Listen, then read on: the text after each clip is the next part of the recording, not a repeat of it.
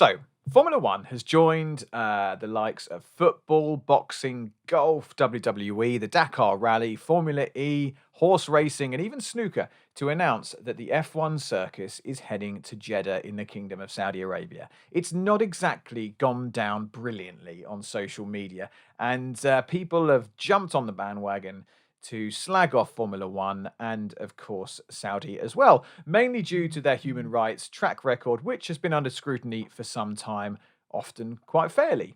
Now, the Saudi state, especially Riyadh, is still pretty conservative, and Western media, sometimes justified, enjoys shouting about how dreadful the royals and the government are out there, ruled by an iron fist with death penalties and an unfair justice system. So, why does Saudi want Formula One and why has F1 gone there? So, a spokesman for Liberty Media said, and I quote, "For decades, Formula One has worked hard to be a positive force everywhere it races, including bringing economic, social, and cultural benefits. Sports like Formula One are uniquely positioned to cross borders and cultures to bring countries and communities together to share the passion and excitement of incredible competition and achievement. We take our responsibilities very seriously and have made our position on human rights and other issues clear to all our partners and host countries who commit to respect human rights in the way their events are hosted and delivered." So they've sort of talked around the subject there. They haven't really addressed the elephant in the room. So you could take it or leave it. Well, and that's all well and good. But there are, of course, economical reasons.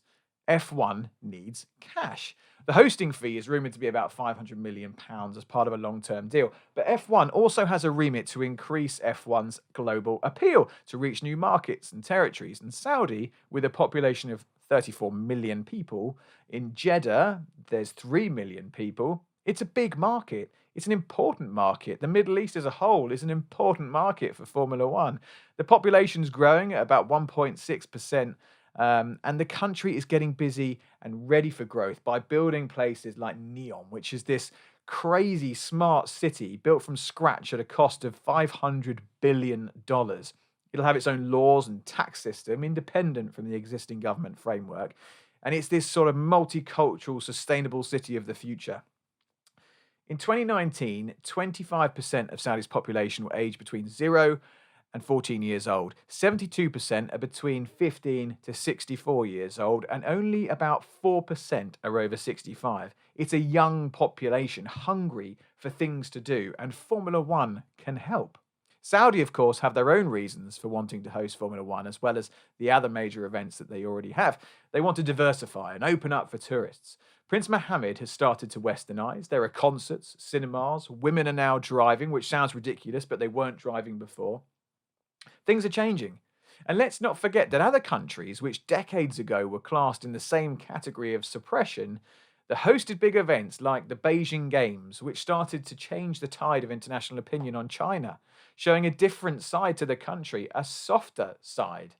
And at some point, Saudi needs and wants to try and change. This is part of that. Surely they deserve that chance. Now, I'm not speaking with no grounding here. I've spent quite a lot of time in the Middle East. I lived out there for a number of years. I've worked extensively in Saudi Arabia, and I visited first around 4 years ago and been back regularly to work there since at sporting events in Jeddah and in Riyadh. And during one trip, I actually stayed in the Ritz-Carlton in Riyadh, which is the same hotel where loads of prominent Saudi figures were detained in 2017 as part of an anti-corruption drive by Mohammed bin Salman, the Crown Prince. I've stood side by side with Saudi nationals and worked alongside many of them.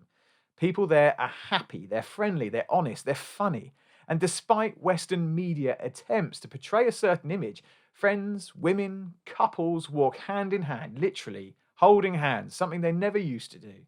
Some women take a traditional stance and cover up completely. Others don't. They have their abayas open. They've got jeans and t-shirts on. They're wearing makeup. They've got colours in their hair.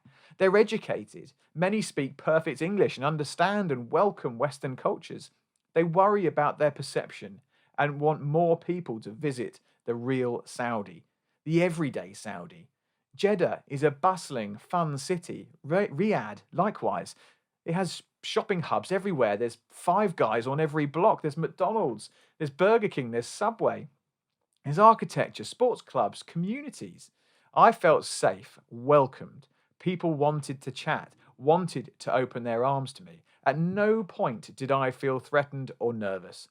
I've traveled the world with motorsport and I've never been anywhere so judged yet misunderstood. I am in the minority here. I acknowledge that. Um, and I'm glad F1 is going to Saudi Arabia. And I hope the Saudi people enjoy it and show the world there is more to them than human rights controversy and corruption. Now, I want to hear your views. Leave your comments down below. Do it with decorum. If you disagree, that's fine. Put your point across in a understanding and clear, concise, and friendly way. I look forward to hearing whether you think Saudi Arabia should be hosting Formula One.